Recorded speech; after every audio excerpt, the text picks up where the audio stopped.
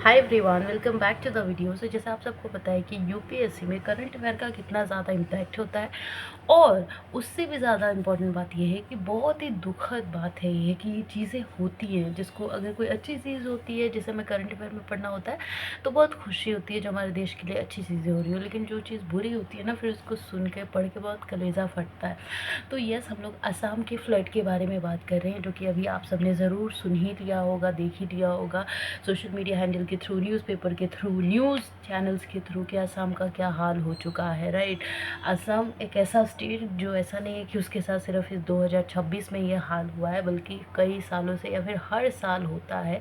और कहने वाली बात यह है कि क्या गवर्नमेंट इतना टाइम क्यों ले रही है वहाँ के डेवलपमेंट करने में, वहाँ पे इस चीज़ को रोकने के लिए।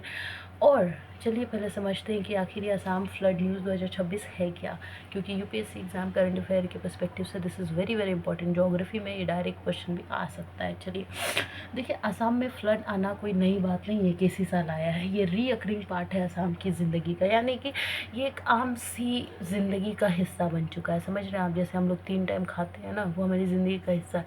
तो असम स्टेट में भी सैडली ये एक तरीके का आप वैसे ही समझ सकते हैं कि उसका लाइफ बन चुका है, लाइफस्टाइल में से एक है, जो कि बहुत दुखद चीज़ है।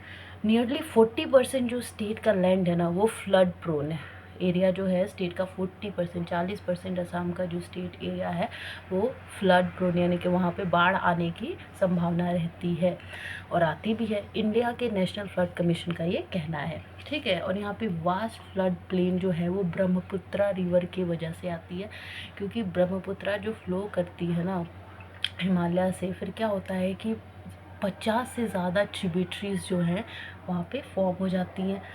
और एनुअल मानसून, जो हर साल मानसून बारिश होती है आपके यहाँ, हमारे यहाँ हर जगह होता है, इसकी वजह से वॉल्यूम बढ़ जाता है वाटर का, और जो रिवर वाटर होता है ना, रिवर जो है उसको कंट्रोल नहीं कर पाती, इतना ज़्यादा वाटर वो नहीं संभाल पाती।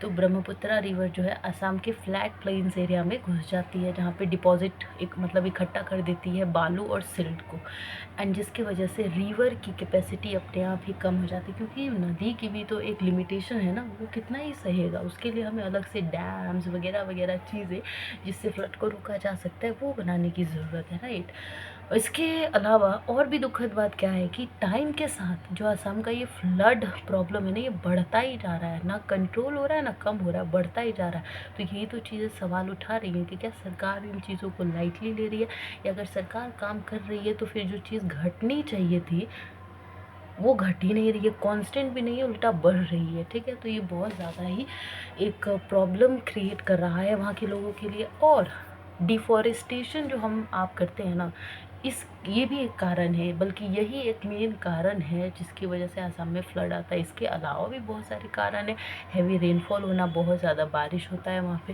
जिसकी वजह से अब हम लोग डिफॉरेस्टेशन करते हैं। हैवी रेनफॉल की वजह से क्लाइमेट चेंज होता है, और उसकी वजह से भी असम में जो है बारिश ज़्यादा तेज़ी, बहुत ज़्यादा तेज़ होने के कारण फ्लड एरिया वो बन जाता है, फ्लड प्रोन एरिया बन जाता है।